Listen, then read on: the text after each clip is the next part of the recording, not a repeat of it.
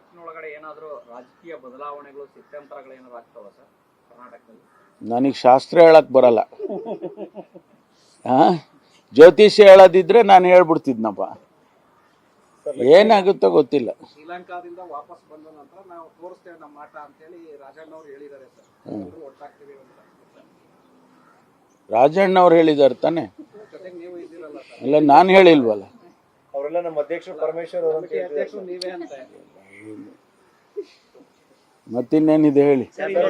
ಲಕ್ಷ್ಮೀ ಹೆಬ್ಬಾಳ್ಕರ್ ನಾನು ತಗೊಂಡಿದ್ದಾರೆ, ಏನಾದ್ರು ಆಗ್ತದ? ಯಾವುದು ಕ್ಯಾಬಿನೆಟ್ ರಿಪೋರ್ಟ್ ಪರ್ಫಾರ್ಮೆನ್ಸ್ ರಿಪೋರ್ಟ್ ತಗೊಂಡಿದ್ದಾರೆ ಮೊನ್ನೆ. ಗೊತ್ತಿಲ್ಲ ನನಗೆ ತಗೊಂಡಿರೋರು ಹೇಳಬೇಕು. ನಾವು ಹೆಂಗೆ ಹೇಳೋಕ್ಕಾಗ್ತದೆ? ನಾವು ರಿಪೋರ್ಟ್ ಕೊಟ್ಟಿದ್ದೀವಿ, ನಮ್ಮ ಇಲಾಖೆದು ನಾನು ಕೊಟ್ಟಿದ್ದೇನೆ. ಅದು ಅವರು ತಗೊಂಡಿರೋರು ಏನಕ್ಕೋಸ್ಕರ ತಗೊಂಡಿದ್ದಾರೆ ಅನ್ನೋದನ್ನು ಅವರು ಹೇಳಬೇಕಲ್ವಾ, ನಾವು ಹೆಂಗೆ ಹೇಳಕ್ಕೆ?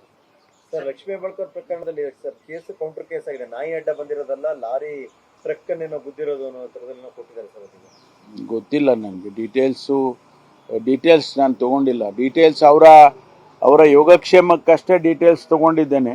ನಾಯಿ ಅಡ್ಡ ಬಂತ, ಬೆಕ್ಕ ಅಡ್ಡ ಬಂತ, ಇದೆಲ್ಲ ನಾನೇನು ತಿಳ್ಕೊಳಕ್ಕೆ ಹೋಗಿಲ್ಲ. ಒಟ್ಟಲ್ಲಿ ಆಕ್ಸಿಡೆಂಟ್ ಆಗಬಾರ್ದಾಗಿತ್ತು, ಆಗಿದೆ.